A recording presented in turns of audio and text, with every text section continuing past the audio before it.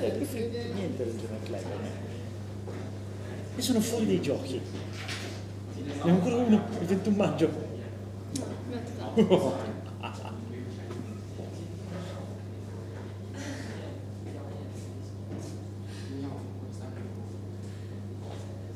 Volevamo mettere anche la colonna sonora, poi la colonna sonora, poi me l'hanno bocciata. No, buongiorno. Sapete che si sente, vero? In testa? Sì. Cosa pianoforte? Anche la cultura di...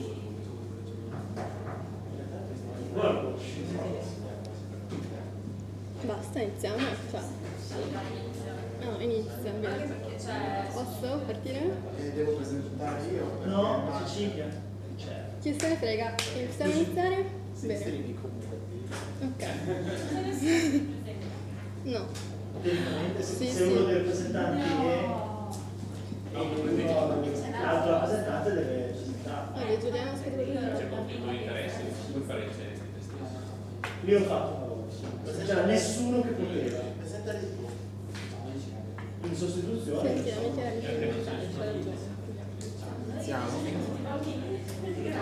E adulta.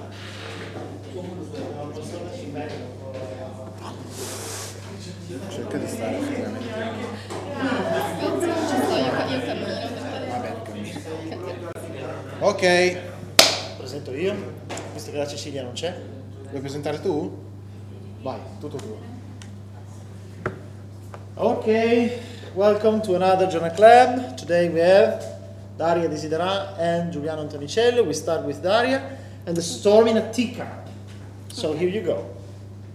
Good afternoon. I'm going to present this paper, which is about the X-ray properties of the teacup AGN.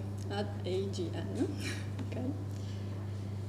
The teacup AGN is a low redshift type 2 quasar. It is so called because to the presence of a handle of ionized gas extending to the east of the galaxy core. But with more deeper analysis of very large array data, they found that it is only one of two bipolar radio superbubbles extending in opposite directions. It is now accepted that the active galactic nuclei have a dramatic impact in the evolution of their host galaxies. And this is the so-called AGN feedback. In particular, the powerful jets that outflow from the AGN interacts with the interstellar medium, and so there is the creation of these super bubbles. On the other hand, it has been, so in this sense, the teacup AGN, it is used as a steady case of the AGN feedback. But on the other hand, it has been identified as a fading, dying quasar. Indeed, the ionization state of the extended optical emission have evidence of it was more luminous in the past than now. In both these scenarios, it is crucial to have an excellent constraint on the current bolometric luminosity of the central engine in order to assess the available energy for feedback and the magnitude of the AGN fading over time. So the aim of this paper is the X-ray characterization of both the central source and the extended bubble of the teacup. The first X-ray detection of the teacup has been done using the Neil Swift Observatory, but only 19 photons have been detected, but they were sufficient to detect the presence of the obscure central quasar. Then there was a deeper analysis obtained with Chandra using the HES, which is a spectrometer. And then, in order to obtain more information about the central quasar, they also use the data obtained with the X-ray multi-mirror Newton telescope. So the results, here you can see the Chandra images in the upper panels, and then also the images obtained using the HST and VLA. There is the different components of this TCAP AGN. There is the more central luminous part is the quasar, and then the elliptical regions in magenta are the two superbubbles.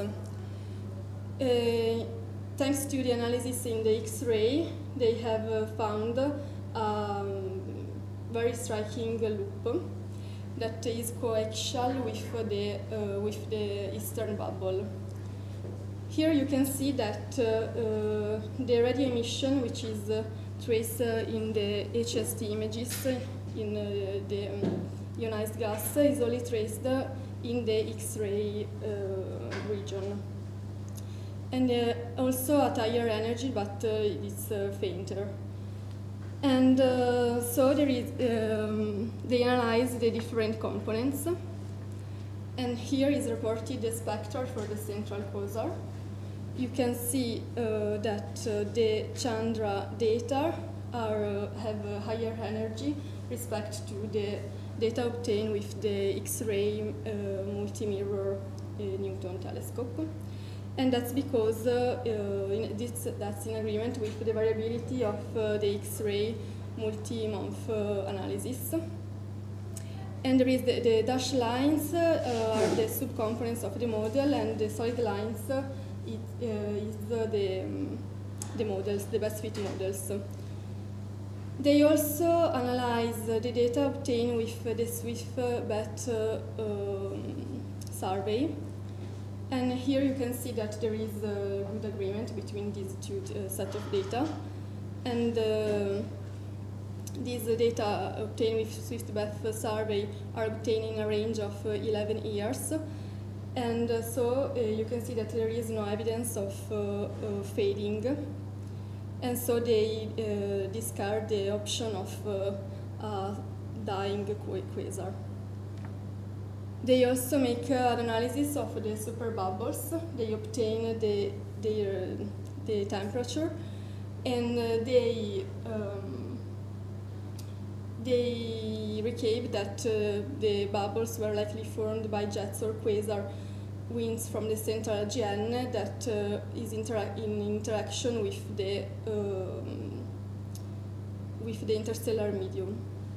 They also make another analysis because there is some resemblance to the mechanically driven bubbles cavities observed at the center of galaxy groups and clusters. They make some assumptions on the volume, the electron density, and the gas mass. And so they were able to obtain the power of the bubble. Here you can see the power of the bubble of the TCAP AGN and the luminosity of the bubble, reported with others luminosity and power of bubbles and cavities of galaxy groups and cluster. And you can see that there is good agreement between these two data. And so they say that probably the mechanism that is happening in the TCAP AGN is a type of AGN feedback. So conclusions. The high-resolution Chandra images reveal a striking loop of X-ray emission, which is coaxial with the radio emission in the eastern bubble. There is no strong requirement for a fading dying quasar scenario, but because also they also analyzed the survey in a range of 11 years, and they found that there is no fading events in this quasar. And so they the observation of the teacup provide evidence of similar feedback processes that work in quasars, like the processes that are happening in the clusters of galaxies and the elliptical galaxies. That's all. Thank you.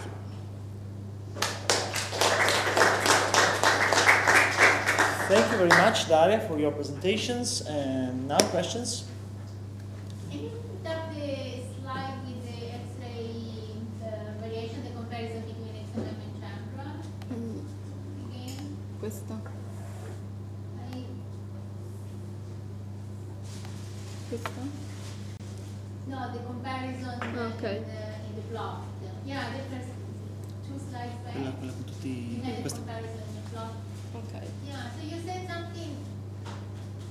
So these data are the ones with higher flux, right? Yes. But you said something about the energy. The energy range is varied as well, or what?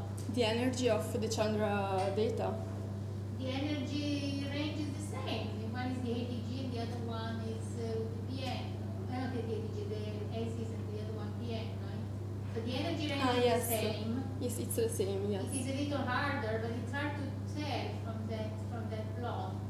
They say that the Chandra have a higher energy Maybe higher flux for sure, Yes. but higher energy, I don't know. because of the variability of You think that energy is higher? a little No. bit. Yes, I It's think. hard to tell from that plot. Yes. They in the paper What speed do they have? What do they? in the paper they say that they Why are higher energy? What is the fit? Don't they have a fit? the fit. The spectral fit. I don't know. You don't know? But it must be in the paper. They show it there, right? They show a fit. Yes, they show a fit and they say that. Why is the energy higher? How do they fit? They say that there is the variability because the variability of in X-ray quasar in month scales. What are the parameters? I'm asking you. Don't have that? No. I was just curious to see when it becomes more luminous, does it also really become more energetic? I'm not sure. I'm not convinced. I'm not an expert. No, you don't need to be an expert if you have the paper. You have the parameters of the fit. You must give them, obviously, because it's in the... The best They even have fit the as components. They even have different components. they speak about the chi-squared.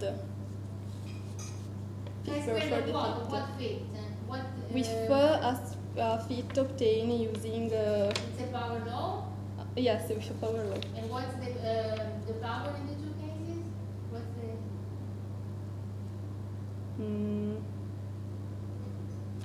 They fix the photon index to a representative value of 1.9. In which case? In the best fit in the best fit models. For XMM or for Chandra?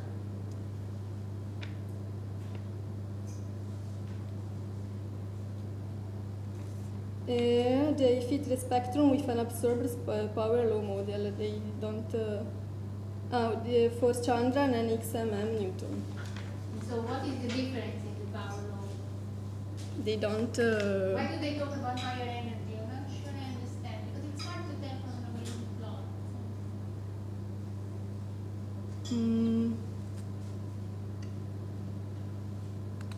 Maybe, I don't know, but it's not. It must be written in the paper.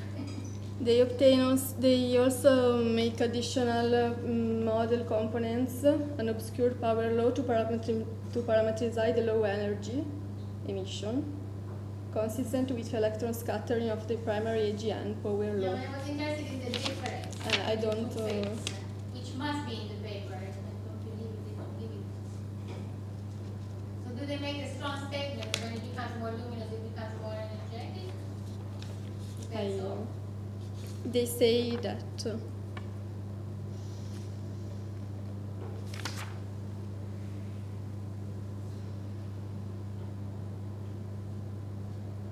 They make a lot of 50,000 simulation of the continuum only spectrum using CMOS test in X-spec. It becomes harder. Yes.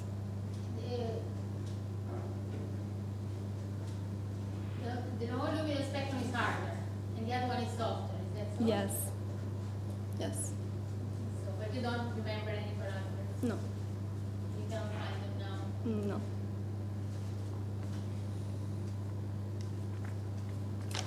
I'm a little surprised. I don't understand. She says it's harder.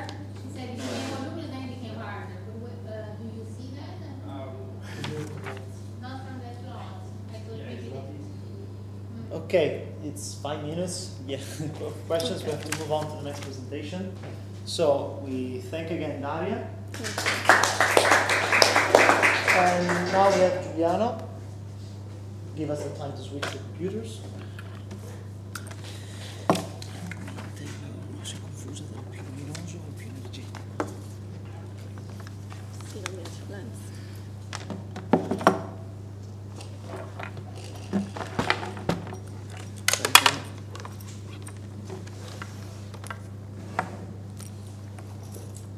Quando c'è già attaccare tutti e due i computer e poi si switchava.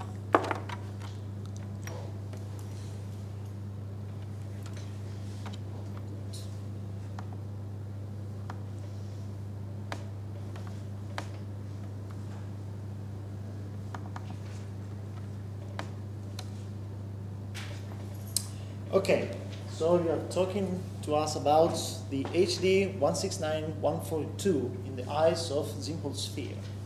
So yours. Okay, thank you, Lorenzo. So, HD 169142 is a Brahmin sequence star located at 117 parsecs from the Earth, and this is a study about the protoplanetary disk that have been observed around this star, with an estimated mass for the central star of 2 solar masses and a very young age of 6 million years. This is not the image the authors obtained, but this is an older image taken from the ALMA observatory of the same object, where we can see the presence of an inner gap, an inner cavity containing the unresolved central star, and a second outer annular gap. And the authors tried to explain the features of the inner ring and of the two gaps, taking into account different processes, physical processes that could explain these features. In particular, they claim that there are strong hints for the presence of forming giant planets inside the protoplanetary disk. The observation have been conducted using the ZIMPL instrument, which is a part of the sphere at the VLT observatory. And here we can see that is a really complex instrument. So I will not talk about the setup of this instrument and going straight to the results of the observation.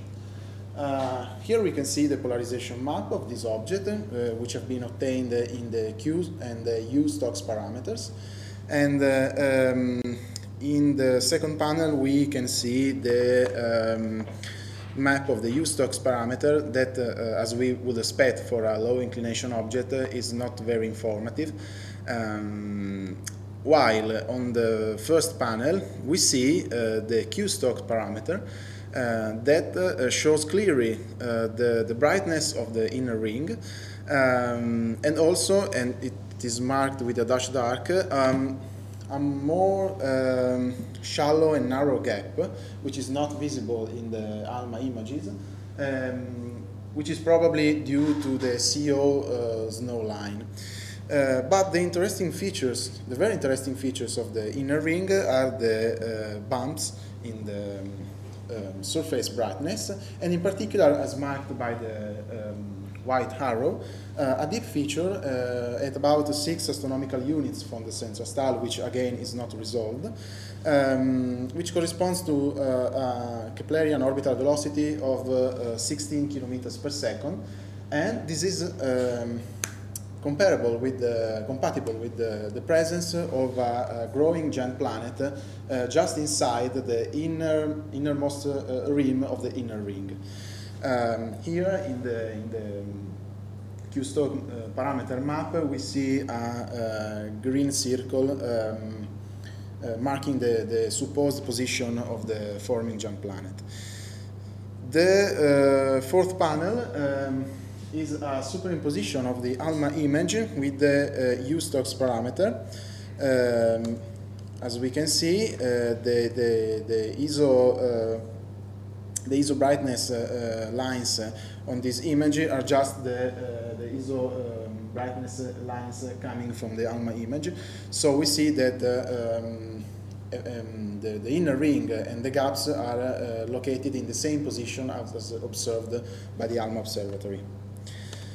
The inner ring is very interesting from a radiative and we will see also a dynamical point of view, because it has many features, and most of these features cannot be explained from a simple radially symmetric radiative transform model. Here we see with a subtraction of the azimuthal average on the Q-Stokes parameter map, that there are some bumps in the surface brightness of the inner ring which cannot be resolved by the ALMA image, but with the polarimetric observation of Zimpel, they actually can be resolved. This is averaged azimuthal profile of the inner ring, and we see clearly the peak in the surface brightness associated with the ring.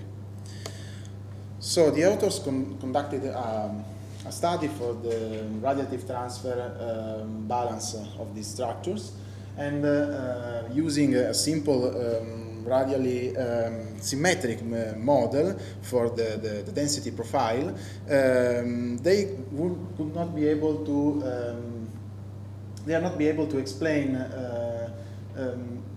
both the presence of the bright inner ring and the characteristics of the outer gap and the outer ring, which is not circular, is elliptic, is inclined, and has an offset relative, its centroid has an offset relative to the center, the location of the central star. So this has been interpreted like, as a hint for a planet interaction, planet-disk interaction process that may be the sign of an ongoing planetary formation inside the disk.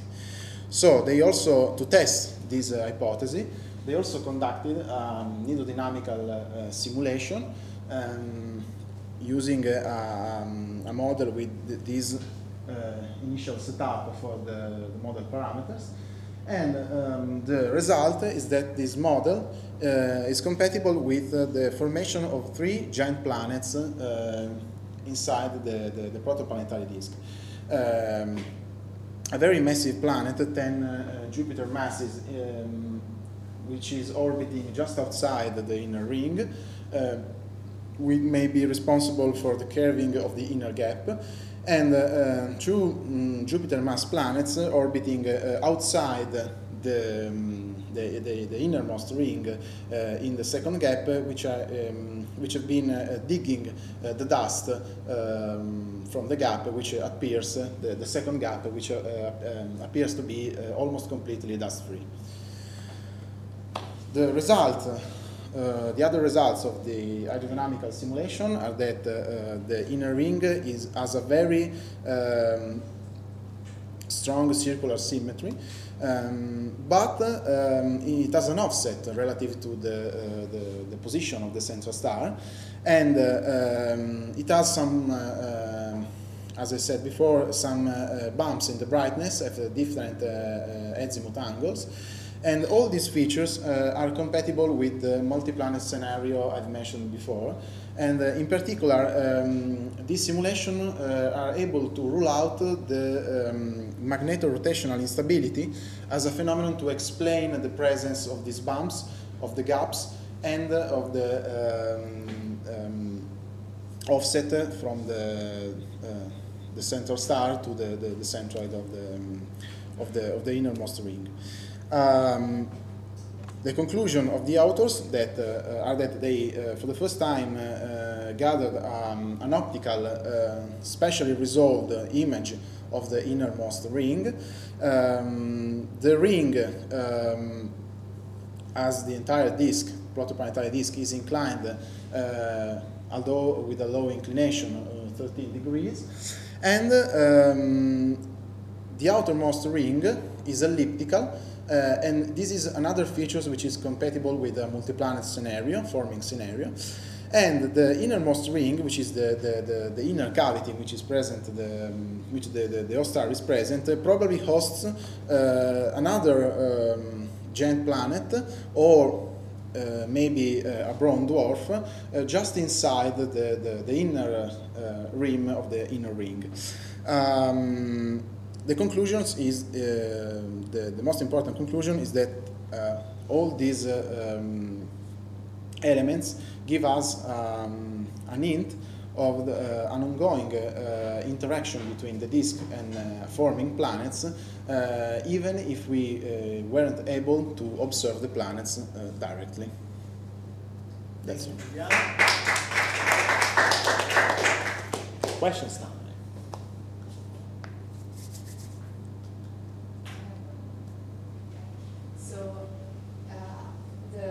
The gap between the inner and the outer disk is depleted from dust, right? And so, did they consider as a mechanism depletion due to planets or the dust trapping due to the gas?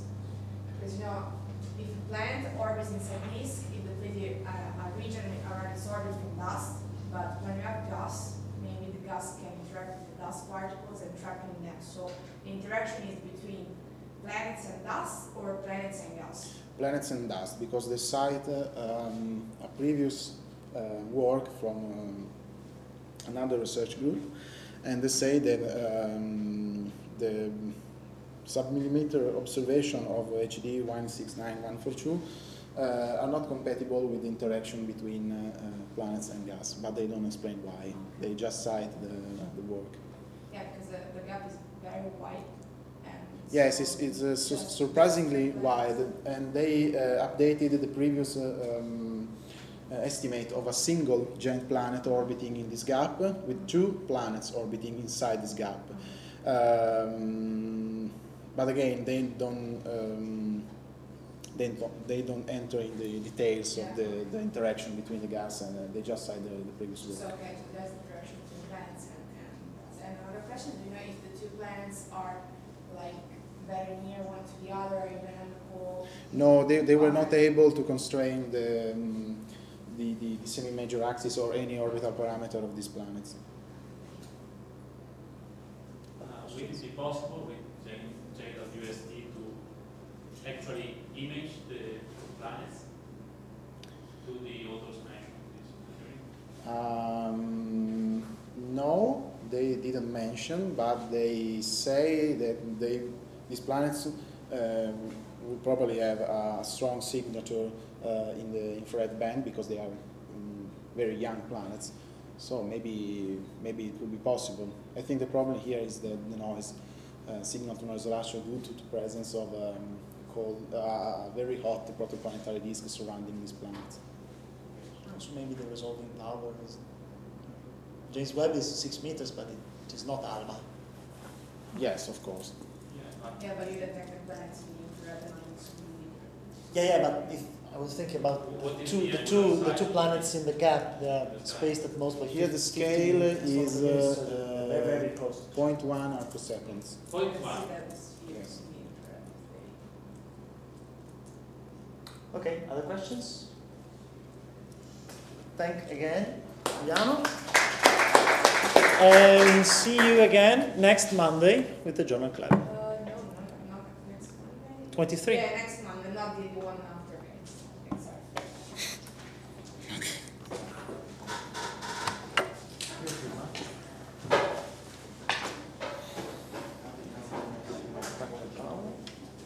Non da interrompere su. Prima che io tiri giù audio e video. Ok, allora vado subito. O almeno cioè, non lo so se lo devi fare, ma io mi interromperei prima di spegnere tutto questo.